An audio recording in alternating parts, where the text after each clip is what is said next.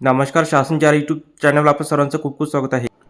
तर आताची सर्वात मोठी ब्रेकिंग न्यूज म्हणजे सरकारी कर्मचाऱ्यांसाठी मोठी खुशखबर, मिळणार मोठी थकबाकी. त्या संदर्भात एपिसोडच्या माध्यमातून संपूर्ण अपडेट सविस्तरपणे पाहूया. केंद्र सरकारचे कर्मचारी आतुरतेने 8व्या वेतन आयोगाच्या शिफारसी लागू होण्याची आतुरतेने वाट पाहत आहे. त्या दरम्यान 8व्या वेतन आयोगाने सार्वजनिक सूचनांसाठी अंतिम मुदत पुन्हा एकदा वाढवली असून आता 15 जूनपर्यंत सर्व हितधारक 8व्या वेतन आयोगाकडे आपल्या सूचना सादर करू शकतात. याआधी 5 मार्चवरून 30 एप्रिलपर्यंत, मग 31 मेपर्यंत मुदतवाढ दिली गेली होती. केंद्रीय कर्मचाऱ्यांच्या थकबाकीवर चर्चा अशा प्रकारे: अंतिम मुदतीत सतत होणाऱ्या वाढीमुळे वेतन आयोगाला आपला अहवाल सादर करण्यास आणखी वेळ लागेल असं दिसत आहे. परिणामी या विलंबामुळे कर्मचाऱ्यांमध्ये पुन्हा एकदा थकबाकीबद्दल व्यापक चर्चा सुरू झाली आहे.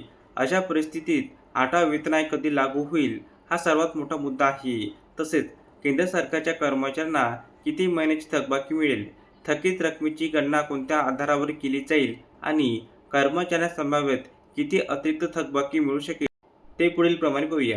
केंद्रीय कर्मचाऱ्यांना मिळेल का 14 लाखांचा एरियर? 8वा वेतन आयोग लागू होण्यास अजून काही महिने लागतील. अशा स्थितीत कर्मचाऱ्यांना 5 लाख ते 14 लाख रुपयांपर्यंत थकबाकी मिळू शकते. प्रत्येक 10 वर्षांनी वेतन आयोग सुधारित केला जातो. 7वा वेतन आयोग हा 31 डिसेंबर 25 रोजी संपुष्टात आला असून 1 जानेवारी 26 पासून 8वा वेतन आयोग लागू झाला आहे. मात्र नवीन वेतन आयोगाच्या शिफारसी अद्याप तयार झाल्या नसून कर्मचाऱ्यांना अजूनही 7व्या वेतन आयोगानुसार पगार दिला जात आहे. एकदा आयोगाचा अहवाल लागू झाल्यावर 1 जानेवारीपासून कर्मचाऱ्यांना 8व्या वेतन आयोगानुसार पगार मिळेल.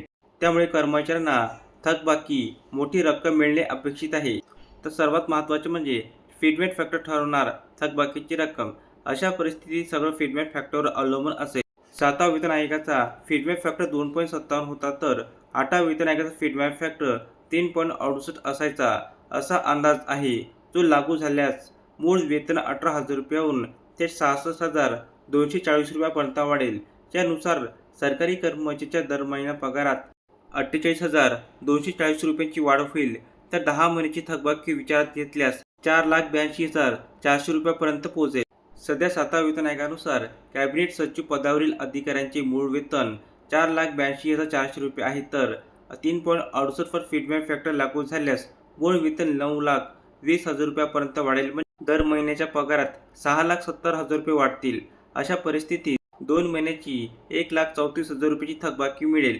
दरम्यान केंद्रीय कर्मचाऱ्यांसाठी 8व्या वेतन आयोगात 2.28 ते 2.86 पर्यंत फीडबॅक फॅक्टर निश्चित केला जाऊ शकतो. धन्यवाद.